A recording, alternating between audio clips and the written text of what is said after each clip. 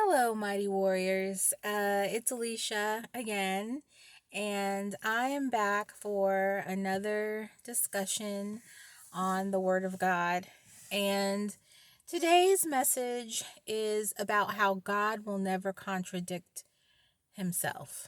And I was doing some Bible study in Genesis recently, and this actually was an experience that I had. There was an experience that I had that really was coinciding with the studying of this book. And so I wanted to kind of get on here and talk to you guys about it because I think a lot of us fall into this trap. And as a matter of fact, I know a lot of us fall into this trap because there are several stories in the Bible where, especially the women in the Bible, have fallen into this trap.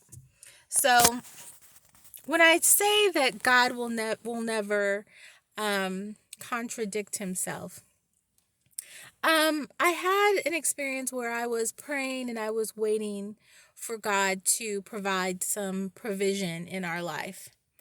And the temptation came for me to basically use some other things that we had around the house. But I really wasn't sure that that was okay. Like, I was feeling kind of guilty about it.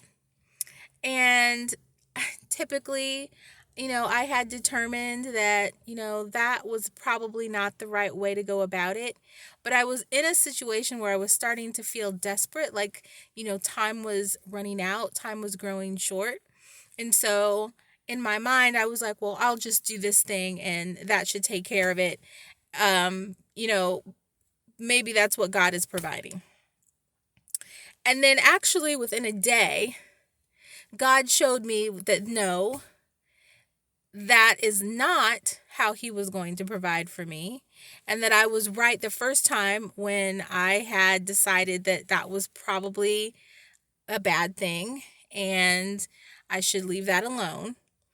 And that he would never contradict himself. He would never ask me to lie, or he would never ask me to be dishonest, or to steal, or to cheat, or to finagle my way into a situation in order to bring about his will, the will that I already knew he had for me.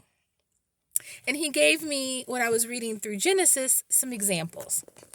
So, in the story of um, Jacob and Esau, you know, his mother knew that, when the babies were wrestling in her belly, she knew that because God had told her that, the younger son was going to end up being the first, and the oldest son was going to end up serving the first.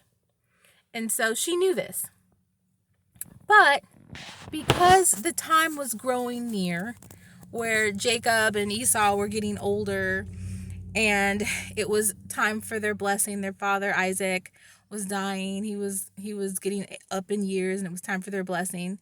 She decided to finagle her way into bringing about faster what God had already promised.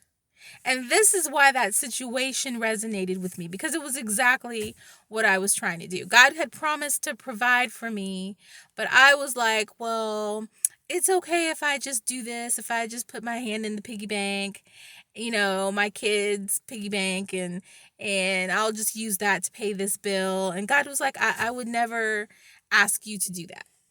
Because if I tell you I'm going to provide for you, I'm going to provide for you, and you're not going to have to, there's not going to be a shifting shadow. There's not going to be you're not going to have to sneak about. You're not going to have to do something that you don't want to do. There's going to be a blessing, and that's just how it's going to come about. And the funny thing about the story with Rebecca and Isaac is, at this point, when, Esau and Jacob are old enough to receive the blessing, Esau has already won. He sold his birthright.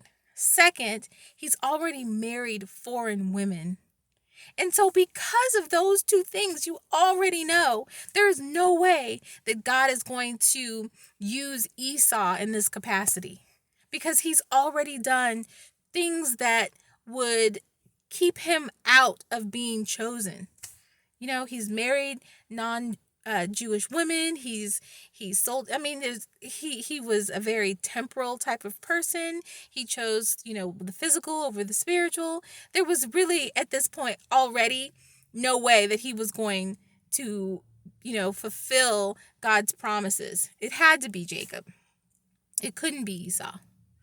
And so, but even though, this was all true, Rebecca still felt the need to put her hand, in the mix and start messing around. And this situation also happened with Sarah, right? So God promises them they're going to have a son, that this child is going to, they're going to have this huge lineage through this child. And, the promise has already been made. I mean, God has already spoken. And yet Sarah kind of puts her hand in the mix, dipping and dabbling and putting her hand in the cookie jar and trying to make things happen. And it was always going to happen. She just didn't have patience. She did not have to have her husband commit adultery in order to bring about this promise. God will never contradict himself. He will never, prompt you to sin and connive and sneak about in order to bring about what he's promised you. He's just not like that. It makes no sense. He will not contradict himself. But what's even more interesting is that, even if you do wrong, even if you do, step in it and mess things up and get in God's way, he can still take all of that brokenness and all of that mess, and he can turn it into something beautiful. And that's what is so wonderful about the nature of God. He couldn't stay buried. Jesus couldn't stay buried because he was life itself. So of course he was going to have to get up. And Jesus is so good that when bad things happen, he can't help but turn it around for the good, for those who love him. It's in his nature. It's in his nature to keep his promises. And all we have to do is be patient and believe him. That's really all he wants us to do. Is he wants to know that we're going to wait and be patient to the bitter end to see him work in the most miraculous ways. And what I wonder is, how would God have changed? How would God have brought, Jacob through had Rebecca and Jacob not stolen and cheated and connived in order to get the blessing?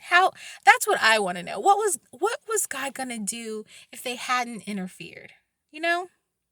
So those are the types of things that I think about. But this main message is God is never going to contradict himself. He will never contradict himself. If he promises you food, you're not going to have to steal. If he promises you that he's going to take care of you, you're not going to have to sneak and connive to get it. He doesn't contradict himself, but he does want you to have faith. He does want you to have faith. So, I hope that this message was a blessing to you out there who are waiting for something, who are waiting on God to move, for provision, for whatever it is. Okay? Just have faith and wait. Don't interfere. God is not going to contradict himself. He is not going to make you do something awful to get something good. Okay? Or do something maybe, just a little suspect to get something good. And so, this is just some encouragement for you to stay the course, stay faithful, be encouraged, and I'll see you in the next video.